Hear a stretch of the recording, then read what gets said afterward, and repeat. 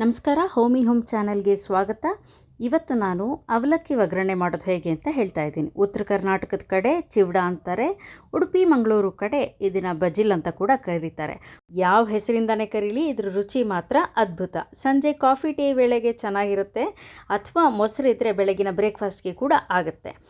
ಹೀಗೆ ಪೇಪರ್ ಅವಲಕ್ಕಿಯನ್ನು ಅಂದರೆ ತೆಳು ಅವಲಕ್ಕಿಯನ್ನು ಬಾಣಲಿಯಲ್ಲಿ ಹಾಕಿ ಸ್ವಲ್ಪ ಬೆಚ್ಚಗೆ ಮಾಡ್ಕೋಬೇಕು. ಆಗ ಅದು ಕ್ರಿಸ್ಪಿನೆಸ್ ಜಾಸ್ತಿ ಆಗುತ್ತೆ. ತುಂಬ ಬಿಸಿ ಮಾಡೋಕ್ಕೆ ಹೋಗಬೇಡಿ, ಆಮೇಲೆ ಪುಡಿ ಪುಡಿ ಆಗಿಬಿಡುತ್ತೆ. ಅದನ್ನು ಒಂದು ಪಾತ್ರೆಗೆ ತೆಗೆದಿಟ್ಕೊಂಡು ಬಾಣಲಿಯಲ್ಲಿ ಸ್ವಲ್ಪ ಎಣ್ಣೆಯನ್ನು ಹಾಕಿ ಸಾಸಿವೆಯನ್ನು ಸಿಡಿಸಿ, ಸಾಸಿವೆ ಸಿಡಿದ ಮೇಲೆ ಕಡಲೆಬೀಜನ ನಾನಿಲ್ಲಿ ಸಪ್ರೇಟಾಗಿ ತೆಗೆದಿಟ್ಕೊಳ್ತಾ ಇದ್ದೀನಿ. ಯಾಕೆಂದರೆ ಉಳಿದಿದ್ದೆಲ್ಲ ಪದಾರ್ಥಗಳು ಕರಿಯೋ ಅಷ್ಟೊತ್ತಿಗೆ ಅದು ಸೀದೋಗುತ್ತೆ ಅಂತ.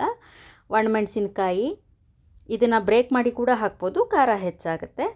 ಕರಿಬೇವು, ಹುರ್ಗಡ್ಲೆ, ಕಡಲೆಪಪ್ಪು, ಪುಟಾಣಿ ಅಂತ ಏನು ಕರಿತೀವಿ ಅದನ್ನು ಕೂಡ ಹಾಕ್ಬೋದು. ಕೊಬ್ಬರಿಯನ್ನು ಹೀಗೆ ಸಣ್ಣ ಸಣ್ಣದಾಗಿ ಹೆಚ್ಕೊಂಡು ಅದನ್ನು ಕೂಡ ಜೊತೆಯಲ್ಲಿ ಹಾಕಿ ಅದು ಕಂದು ಬಣ್ಣಕ್ಕೆ ತಿಳೋ ತನಕ ಫ್ರೈ ಮಾಡಿ. ಇದು ಕೂಡ ತುಂಬ ಹೊತ್ತು ಬಾಣಲೆಯಲ್ಲಿ ಬಿಟ್ಟರೆ ಬಿಸಿಗೆ ಸೀದೋಗ್ಬಿಡುತ್ತೆ ಅಂತ ಬೇರೆ ಪಾತ್ರೆಗೆ ತೆಗೆದಿಟ್ಕೋತಾ ಇದ್ದೀನಿ. ಈ ಎಣ್ಣೆಗೆ ಈಗ ಸ್ವಲ್ಪ ಉಪ್ಪು, ಅಚ್ಚ ಖಾರದ ಪುಡಿ ಮತ್ತು ಸ್ವಲ್ಪ ಅರಿಶಿಣ ಇದನ್ನು ಹಾಕಿದ್ರೆ ಅದು ಚೆನ್ನಾಗಿ ಹೊಂದ್ಕೊಳ್ಳುತ್ತೆ. ಖಾರದ ಘಾಟು ಕೂಡ ಹೋಗುತ್ತೆ.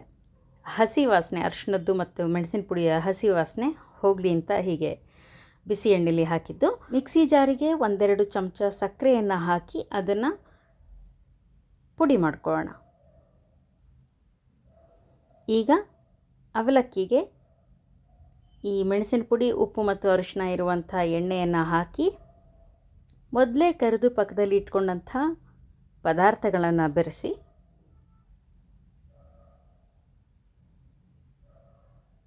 ಕಲಸೋಕ್ಕೆ ಶುರು ಮಾಡಬೇಕು. ಈ ಬಿಸಿ ಎಣ್ಣೆ ಅವಲಕ್ಕಿಗೆ ಚೆನ್ನಾಗಿ ಹೊಂದ್ಕೊಳ್ಳುತ್ತೆ. ನಾವು ಅವಲಕ್ಕಿಯನ್ನೇ ನೇರವಾಗಿ ಎಣ್ಣೆಗೆ ಹಾಕಿ ಕರೆದ ಅಷ್ಟು ಇದು ಗರಿಗರಿ ಆಗುತ್ತೆ. ಎಣ್ಣೆನೂ ಬಿಸಿ ಇರೋದ್ರಿಂದ ಚೆನ್ನಾಗಿ ಹೊಂದ್ಕೊಳ್ಳುತ್ತೆ. ಈಗ ಸಕ್ಕರೆ ಪುಡಿಯನ್ನು ನಾವು ಇದಕ್ಕೆ ಮಿಕ್ಸ್ ಮಾಡೋಣ. ಈಗ ಇದರಲ್ಲಿ ಉಪ್ಪಿದೆ, ಖಾರ ಇದೆ, ಸಿಹಿ ಇದೆ, ಎಲ್ಲ ಸೇರಿ ರುಚಿಯಾಗಿದೆ. ಇದನ್ನು ಚೆನ್ನಾಗಿ ಹೊಂದಿಸಿ ನೀವು ಸ್ಟೋರ್ ಮಾಡಿ ಇಟ್ಕೋಬೋದು. ಒಂದು 15 ದಿನ ಕೆಡೋದಿಲ್ಲ. ಮನೇಲಿ ಎಷ್ಟು ಜನ ಇದ್ದಾರೆ ಅನ್ನೋದ್ರ ಮೇಲೆ ನೀವು ಎಷ್ಟು ಕ್ವಾಂಟಿಟಿ ಬೇಕಾಗುತ್ತೆ ಅಂತ ಡಿಸೈಡ್ ಮಾಡಿ.